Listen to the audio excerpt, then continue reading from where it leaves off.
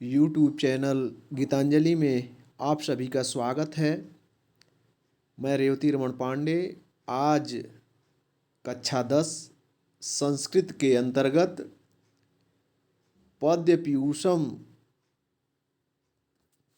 में संकलित विद्यार्थी चर्या पाठ को लेकर के उपस्थित हूँ।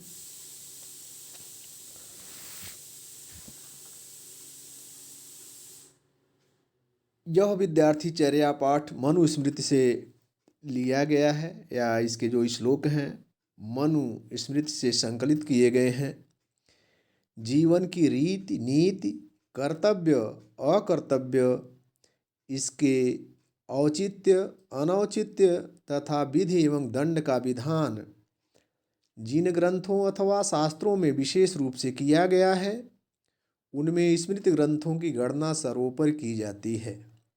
यद्यपि प्रमुख स्मृति ग्रंथों की संख्या 18 है, इसमें जो सर्वाधिक महत्वपूर्ण स्मृति ग्रंथ है उसका नाम है मनुस्मृति ही।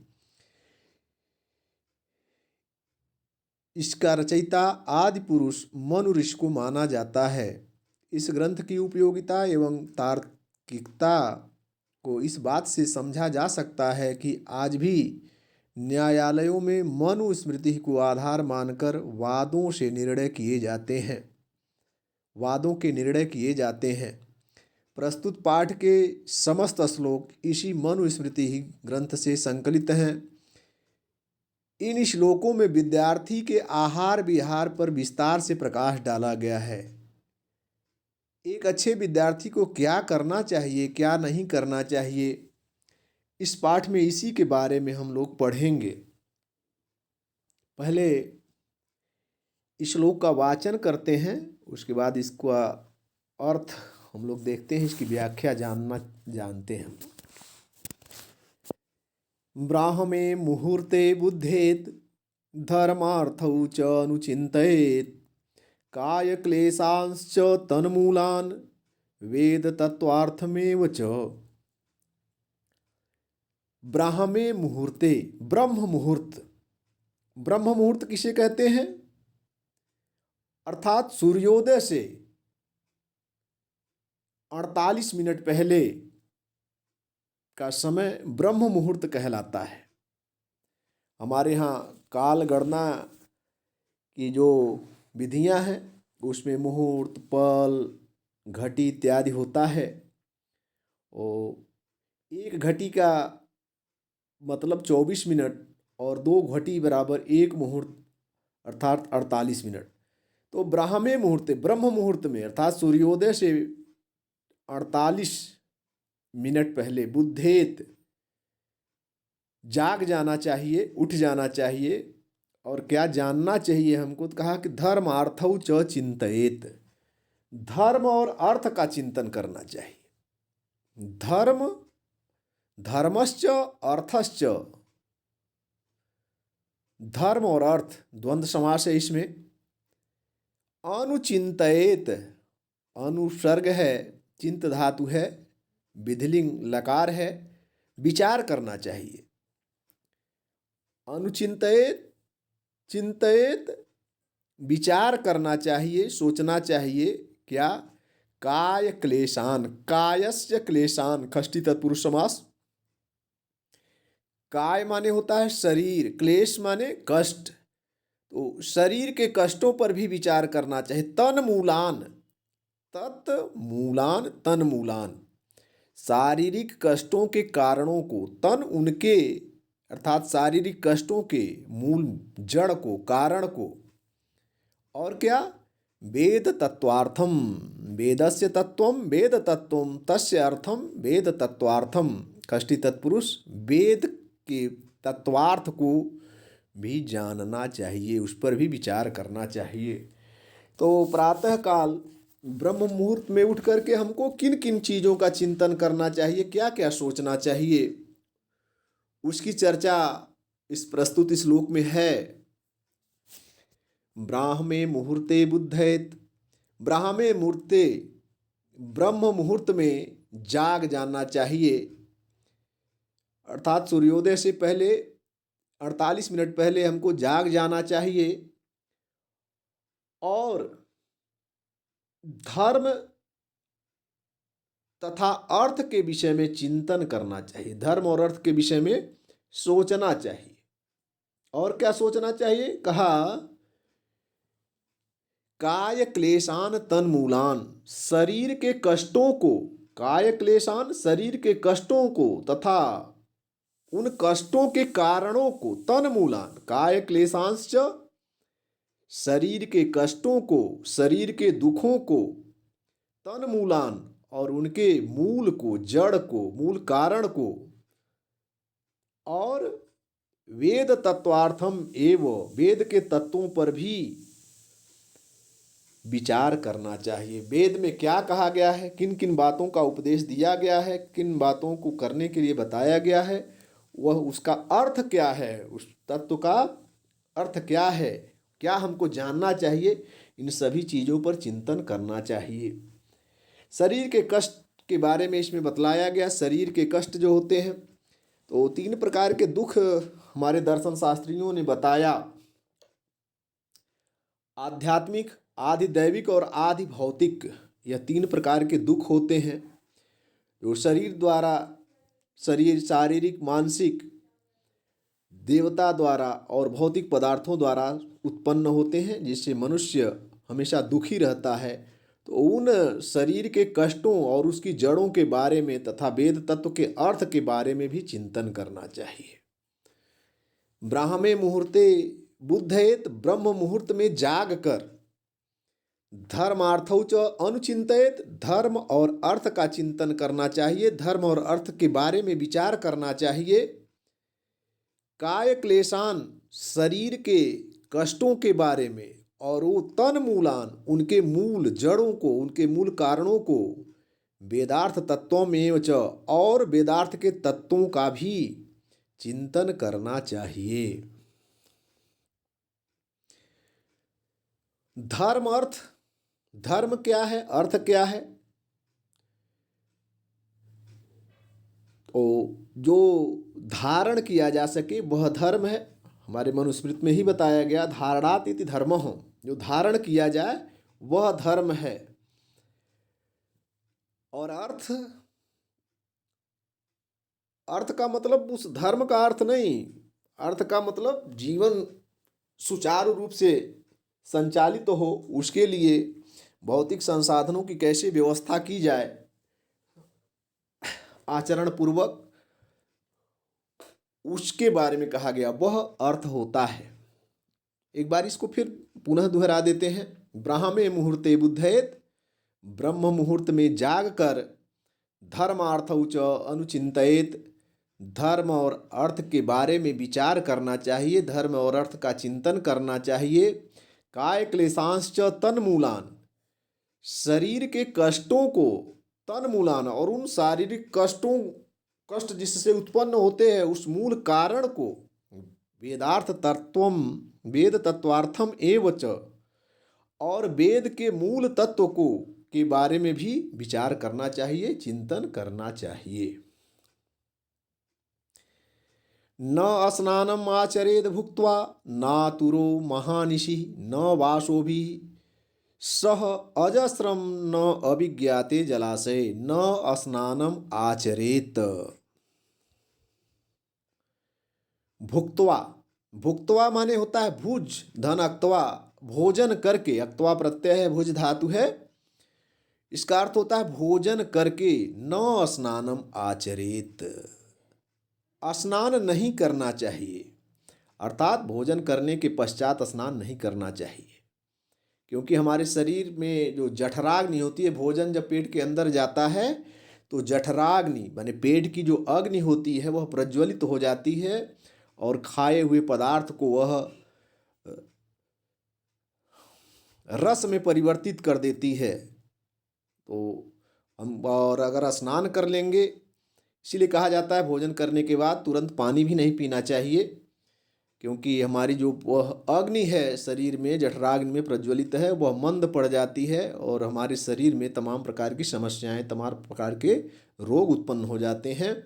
तो इसलिए कहा गया न स्नानम भुक्त्वा, न भुक्त्वा स्नानम भुक्त्वा स्नानम न आचरेत, माने भोजन करके स्नान नहीं करना चाहिए।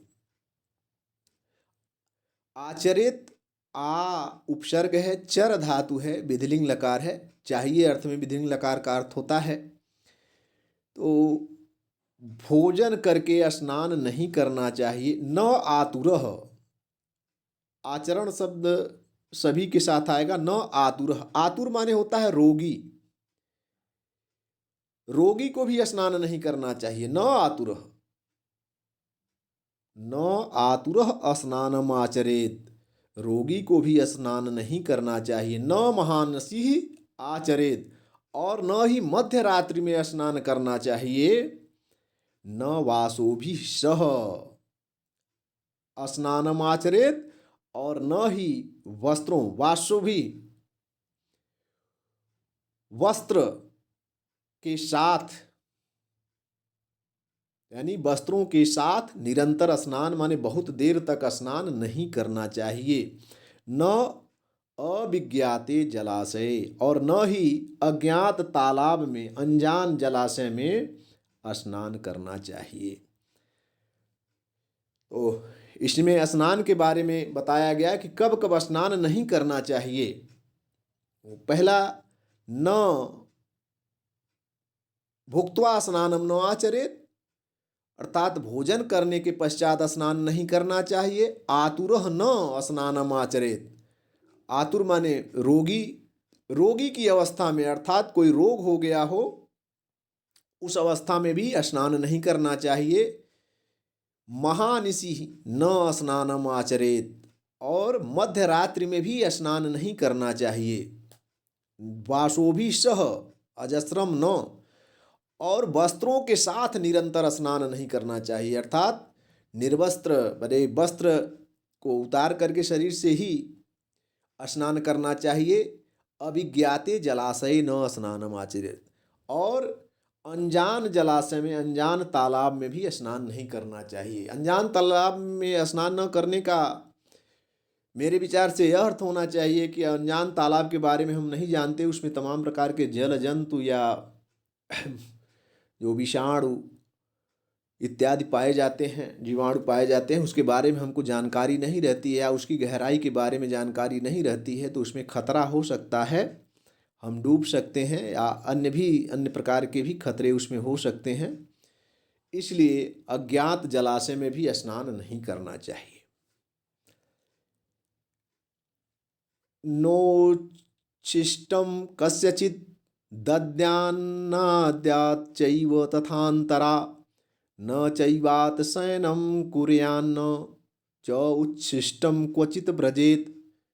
न उत्शिष्टं कस्यचित् दद्यात्, न अद्यात् चैव तथान्तरा, न चैवात शयनं कुर्यात्, न उच्छिष्टः क्वचित् व्रजेत। उच्छिष्टम माने उत धन शिष्टम, बचा हुआ जूठा खाना। कहा कि न उच्च सिस्टम, माने किसी को भी उच्च सिस्टम, बचा हुआ या जूठा भोजन नहीं देना चाहिए, दद्यात नहीं देना चाहिए।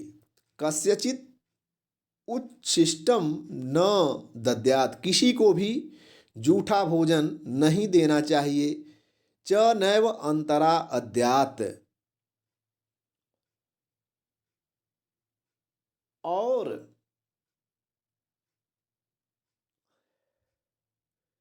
अंतरा माने होता है मध्य में, बीच में, बहुत लोगों के बीच में भी।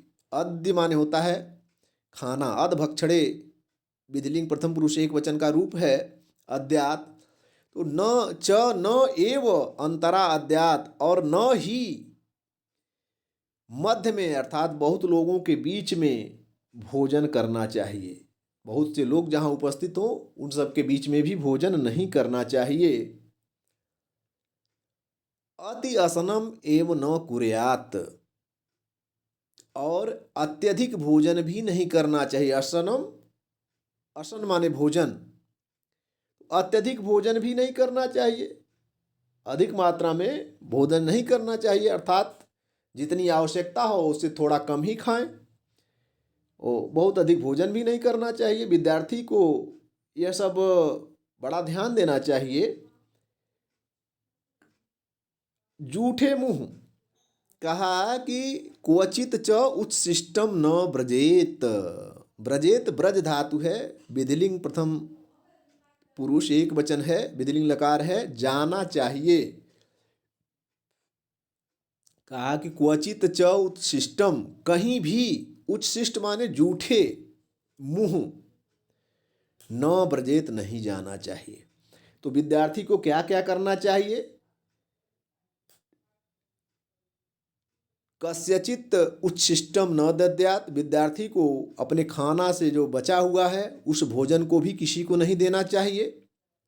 जूठा भोजन भी नहीं देना चाहिए किसी को। नैव अंतराद्यात, और न ही बहुत से लोगों के बीच में खाना चाहिए। न च अति असनम एवं कुर्यात, और बहुत अधिक भोजन भी नहीं करना चाहिए, उचित मात्रा में ही भोजन करना चाहिए। क्वचित च उच्छिष्टम न ब्रजेत, और जूठे मुंह भी कहीं नहीं जाना चाहिए, अर्थात खाना खाने के बाद तुरंत मुंह धो लेना चाहिए, कुल्ला अवश्य करना चाहिए। तो विद्यार्थी को किसी को भी अपवित्र अर्थात जूठा भोजन नहीं देना चाहिए, अर्थात अपना जूठा और किसी को नहीं देना चाहिए।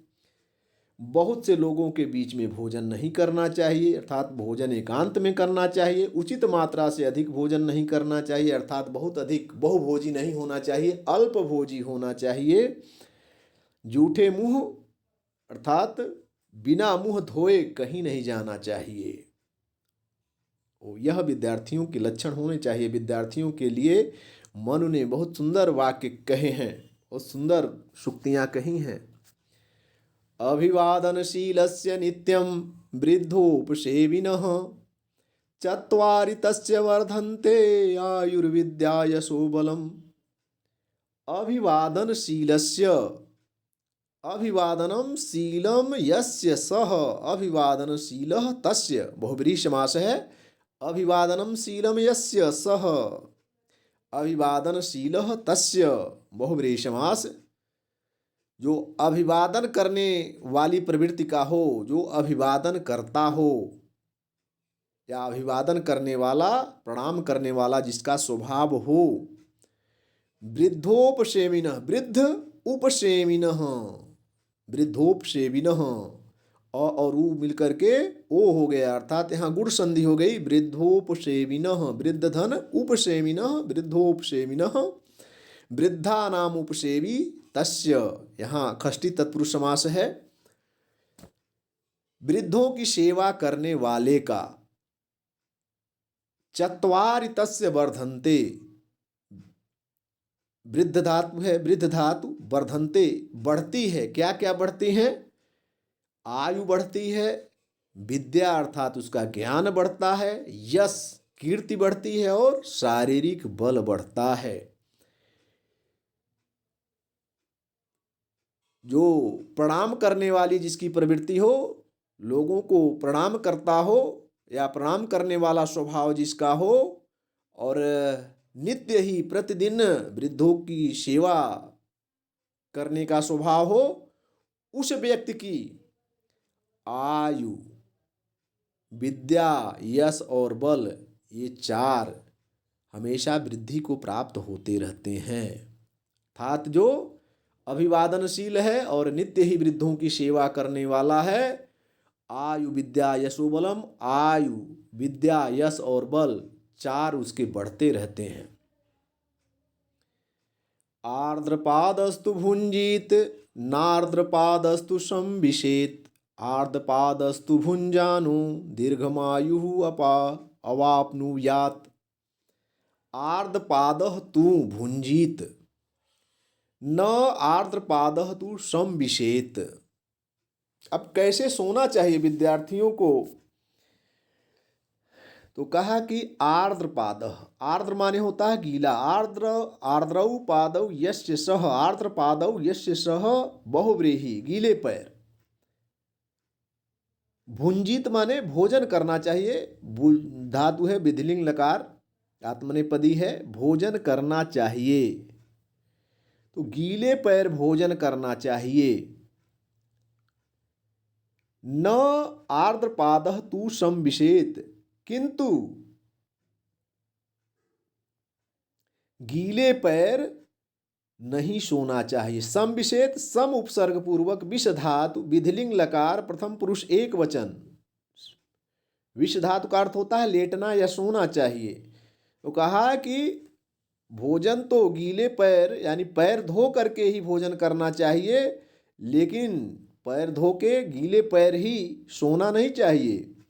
आर्द्रपादः तु भुंजानः, गीले पैर वाला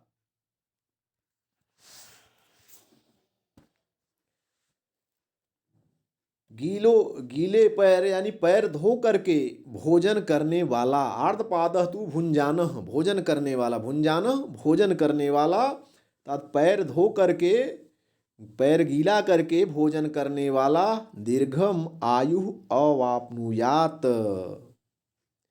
अव धन आप, धन विधिलिंग, अव उपसर्ग और आप उपसर्ग पूर्व, अव उपसर्ग पूर्वक आप धातु है और विधिलिंग लकार है, तो प्राप्त करना चाहिए। बने वह प्राप्त करता है या उसको लंबी उम्र प्राप्त होनी चाहिए, करनी चाहिए। तो फिर से एक बार देखते हैं। आर्द्रपादः तु भुंजीत, पैर धो करके भोजन करना चाहिए, किंतु पैर धो करके या गीले पैर सोना नहीं चाहिए। गीले पैर भोजन करना चाहिए, किंतु गीले पैर से सोना नहीं चाहिए, पैर धो करके नहीं सोना चाहिए। आर्द्रपादः तु भुंजानः, पैर गीला करके भोजन करने वाला दीर्घ आयु अवाप्नुयात, दीर्घ आयु को प्राप्त होता है, लंबी उम्र को प्राप्त करता है।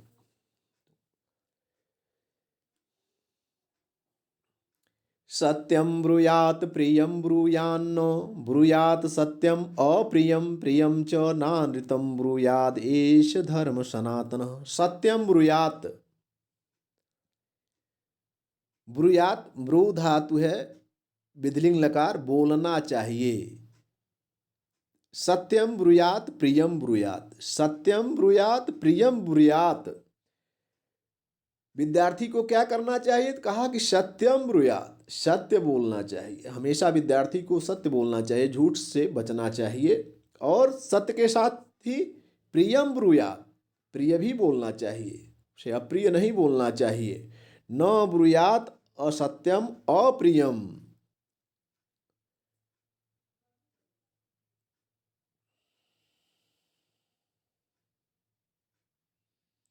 किंतु अप्रिय अर्थात अच्छा न लगने वाला सत्य नहीं बोलना चाहिए, कड़वा नहीं बोलना चाहिए। तथा न अनृतम, अनृत माने होता है झूठ, असत्य।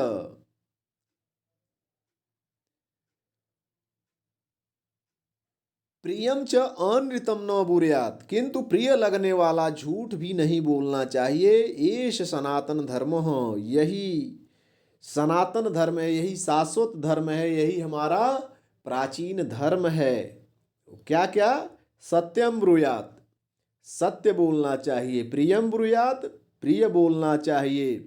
न ब्रूयात सत्यम अप्रियम, किंतु अप्रिय अर्थात अच्छा न लगने वाला सत्य नहीं बोलना चाहिए। किसी को अप्रिय लगे ऐसा सत्य भी नहीं बोलना चाहिए। प्रियम च न नृतम न अनृतम ब्रूयात, किंतु प्रिय लगने वाला अनृतम झूठ न ब्रूयात नहीं बोलना चाहिए। एष धर्म सनातन, यही सनातन एवं शाश्वत धर्म है, हमारा प्राचीन धर्म है। तो इसमें बताया गया कि विद्यार्थी को सदा सत्य ही बोलना चाहिए, झूठ उसको नहीं बोलना चाहिए। और प्रिय बोलना चाहिए, प्रिय लगे ऐसा सत्य भी बोलना चाहिए, प्रिय बोलना चाहिए। लेकिन किसी को कड़वा सत्य, कटु सत्य हो और उसको अगर बुरा लगे तो उसको नहीं बोलना चाहिए। लेकिन प्रिय लगने वाला झूठ भी नहीं बोलना चाहिए कि केवल हम झूठ बोलें और प्रिय लगे, ना बोले ठीक है, काम चल जाएगा, लेकिन केवल किसी को प्रिय लगे और वह झूठ बात हो वह भी नहीं बोलना चाहिए। अर्थात कड़वा लगने वाला सत्य भी नहीं बोलना चाहिए और प्रिय लगने वाला झूठ भी नहीं बोलना चाहिए। यही सनातन एवं शाश्वत धर्म है। तो क्या विद्यार्थी को सत्य बोलना चाहिए, सत्यम ब्रूयात, प्रिय बोलना चाहिए, प्रियम ब्रूयात। अप्रिय अर्थात अच्छा न लगने वाला, कटु लगने वाला सत्य नहीं बोलना चाहिए। सत्यम अप्रियम न ब्रूयात, किंतु अप्रिय लगने वाला, अच्छा न लगने वाला कटु सत्य नहीं बोलना चाहिए। तथा प्रियम न अनृतम ब्रूयात, किंतु प्रिय लगने वाला, अच्छा लगने वाला झूठ भी नहीं बोलना चाहिए। ऐसा धर्म सनातन, यही सनातन एवं शाश्वत धर्म है। अर्थात किसी को कड़वा लगे तो उसके सामने ऐसा सत्य भी नहीं बोल देना चाहिए कि उसको कड़वा लगे, उसको दुख हो। वह जानता है कि यह चीज़ सत्य है लेकिन उसको कड़वा लग सकता है, वो दुखी हो सकता है, तो वह भी नहीं बोलना चाहिए। लेकिन केवल किसी को प्रसन्न करने के लिए भी हमको सत्य नहीं बोलना चाहिए। सर्वलक्षणहीनो अपि यह सदाचारवान् नरः श्रद्धानो अनसूयश्च शतवर्षाणि जीवति।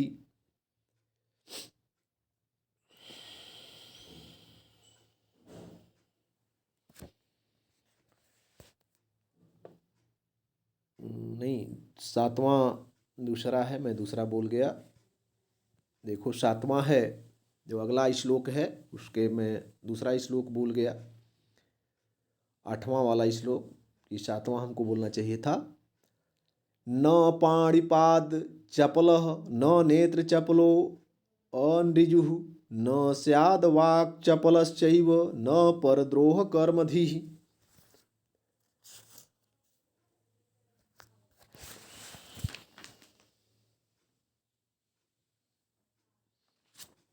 ओ पाणिपाद चपलः न, पाणिपादम, पाणी च पादौ च पाणिपादम समाहार द्वंद्व है तस्मिन् चपलः। हाथ पैर जिसके चंचल हों। न नेत्र चपलः, नेत्रेण चपलः, चंचल आँखों वाला, नेत्रों वाला। अनऋजुः, कठोर, जो ऋजु माने होता है सरल, और अनऋजुः, न ऋजुः अर्थात कठोर। वाक चपलः, वाणी से चंचल। परद्रोह कर्मधीः, परस्मै द्रोह परद्रोह स एव कर्म तस्मन् कर्माणिधि यस्य बहुब्रीहि। छात्रों को क्या क्या नहीं करना चाहिए, तो हाथों, पैरों, नेत्रों तथा वाणी की चपलता, अर्थात कुछ भी करने, कहीं भी जाने, सब कुछ देखने की या कुछ भी कहने की प्रवृत्ति पर अंकुश लगाना चाहिए। पाणिपाद चपलहन, अर्थात विद्यार्थी को हमेशा हाथ पैर नहीं हिलाना चाहिए। विद्यार्थियों की आदत होती है, वह किसी स्थान पर कुर्सी पर बैठे रहेंगे, तख्त पर बैठे रहेंगे तो अपना हाथ और पैर हिलाते रहते हैं। तो उसी के बारे में कहा गया पाणिपाद चपलः न, हाथ और पैरों को नहीं हिलाना चाहिए। नेत्र चपलः न, बार बार नेत्रों को भी इधर उधर नहीं देखना चाहिए, इधर उधर की बातों को नहीं देखना चाहिए, इधर उधर आंखें नहीं घुमानी चाहिए। न अनऋजुः, और बहुत कठोर वाणी वाला भी नहीं होना चाहिए, बहुत कठोर बोलने वाला भी नहीं होना चाहिए। वाक चपलः, वाणी से भी चंचल, बहुत बोलने वाला भी नहीं होना चाहिए। वाक चपलः माने बहुत कुछ बोलने वाला भी नहीं होना चाहिए, काम भर की बातें ही विद्यार्थी को बोलनी चाहिए। परद्रोह कर्मधीः, अर्थात दूसरों से शत्रुता करने वाला कर्म भी वाली बुद्धि भी नहीं होनी चाहिए। परद्रोह कर्मधीः, दूसरे से द्रोह करने वाली बुद्धि भी नहीं होनी चाहिए। पर जो दूसरों से शत्रुता करे ऐसी बुद्धि छात्रों में नहीं होना चाहिए। तो न पाणिपाद चपलः न नेत्र चपलः अनऋजुः, न तो हाथ पैर हिलाने वाला होना चाहिए, न नेत्रों की चंचलता ही होनी चाहिए। छात्रों ने आँखों की चंचलता है, अर्थात इधर उधर की बातें नहीं देखना चाहिए। न ऋजु, और न ही बहुत कठोर होना चाहिए। सरल अर्थात सरल होना चाहिए, कठोर नहीं होना चाहिए, सबसे घुल मिल करके भी रहना चाहिए। न स्याद वाक चपलश्चैव, और न ही बहुत बकबकाने वाला होना चाहिए, वातुल भी नहीं होना चाहिए, अल्पभाषी होना चाहिए, थोड़ा कम बोलने वाला, जितनी आवश्यकता हो उतना ही बोलने वाला होना चाहिए। न परद्रोह कर्मधि, और दूसरे से शत्रुता करने वाली बुद्धि भी छात्रों की, विद्यार्थियों की नहीं होनी चाहिए। तो यह विशेष रूप से छात्रों के विषय में ही कहा गया है। सर्वलक्षणहीनोऽपि यह सदाचारवान् नरः श्रद्धानो अनसूयश्च शतवर्षाणि जीवति। सर्वलक्षणहीनः अपि, सर्वलक्षणहीनः सर्वस्वभावं लक्षणं हीनः, कर्मधारय समास है, सर्वं लक्षणं तेन हीनः, तृतीया तत्पुरुष, सभी शुभ लक्षणों से हीन। सर्व माने सभी शुभ लक्षणों से रहित, यह जो सदाचारवान नरः, सदाचार से युक्त, सदाचार अच्छे आचरण वाला व्यक्ति, श्रद्धानः अनअसूयश्च, श्रद्धानः श्रद्धालु, ईश्वर और गुरु की माने शास्त्र और गुरु की बातों में श्रद्धा रखने वाला।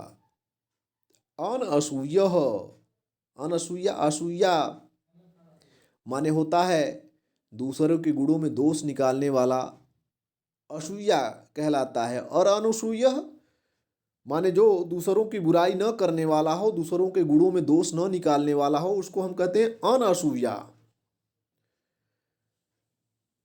वो कहा कि 100 वर्षाणि जीवंती, वह इस संसार में 100 वर्षों तक जीने वाला होता है, अर्थात उसको 100 वर्षों तक जीना चाहिए।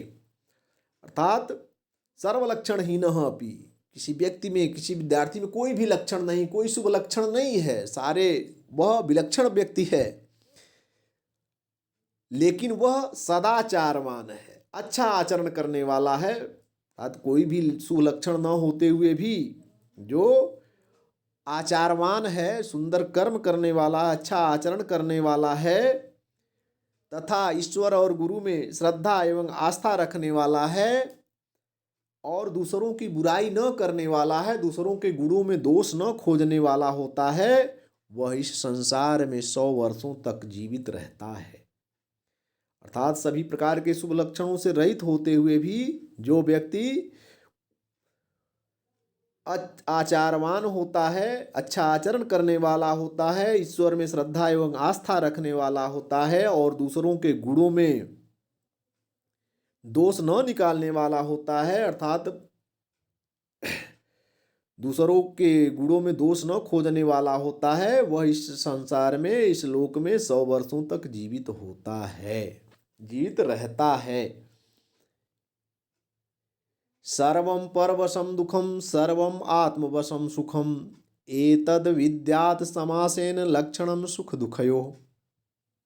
सुख और दुख के क्या लक्षण हैं, किसे सुख कहते हैं, किसे दुख कहते हैं, मनु ने इस वाक्य में बतलाया है। सर्वं परवशं दुखम, परवशम, परस्य वशम, षष्ठी तत्पुरुष समास है। पर माने दूसरे के, वश में रहना, दुखम तो पराधीन रहना, अर्थात दूसरे के वश में रहना, सब दुख ही दुख होता है। सर्वम परवशम दुखम, दूसरे के वश में रहना सब प्रकार से दुखदाई होता है, सब दुख ही दुख होता है, उसमें सुख तनिक भी नहीं होता है, क्षणिक मात्र भी नहीं होता है। और सर्वम आत्मवशम सुखम, और अपने अधीन रहना सबसे बड़ा सुख है। अर्थात किसी के बस में न रहना, किसी के अधीन न रहना, वह सबसे बड़ा सुख है। एतद विद्यात् समासेन लक्षणम सुख दुखयोः। समासेन माने संक्षेप में, विद्यात माने जानना चाहिए, विद्यात माने जानना चाहिए। विद धातु है, विधिलिंग लकार प्रथम पुरुष एक वचन का रूप होता है ये। समासेन लक्षणम, संक्षेप में सुख और दुख के यह लक्षण जानना चाहिए। क्या क्या जानना चाहिए? कि सर्वम परवशम दुखम, दूसरों के अधीन रहना सब प्रकार से दुखदायी होता है, दुख देने वाला होता है। अर्थात दूसरों के अधीन रहना दुख ही दुख है, और अपने अधीन रहना सभी प्रकार से सुखदायी होता है। संक्षेप में इसी को सुख और दुख का लक्षण मानना चाहिए, जानना चाहिए। अर्थात अपने अधीन रहना सुख होता है, या अपने अधीन में रहना सब प्रकार से सुख का भोग करता है, और दूसरे के अधीन रहना सबसे बड़ा दुख होता है। संक्षेप में इसी को सुख और दुख का लक्षण जानना चाहिए, मानना चाहिए। एकाकी चिंतयेत नित्यम विविक्ते हितमात्मनः, एकाकी चिंतयानो हि परम श्रेयो अधिगच्छति। एकाकी, एकाकी माने अकेले, विविक्ते, विविक्ते माने होता है एकांत में। चिंतयेत, चिंत धातु है, विधिलिंग लकार प्रथम पुरुष एक वचन। चिंतन करना चाहिए, विचार करना चाहिए। चिंतमानः, यहाँ चिंत धातु से सानच प्रत्यय आया है, विचार करता हुआ। श्रेय मंगल, कल्याणकारी, अधिगच्छन्ति प्राप्त करता है, कल्याण को प्राप्त करता है, मंगल कामना करता है। तो एकाकी नित्यम विविक्ते, मनु कहते हैं कि एकांत में नित्यम विविक्ते, अकेला होते हुए भी, तो नित्यम विविक्ते एकाकी माने एकांत में अकेला होते हुए भी सदैव आत्मनः हितम चिंतयेत, अपने हित का चिंतन करना चाहिए, अपनी भलाई के बारे में सोचना चाहिए। क्यों?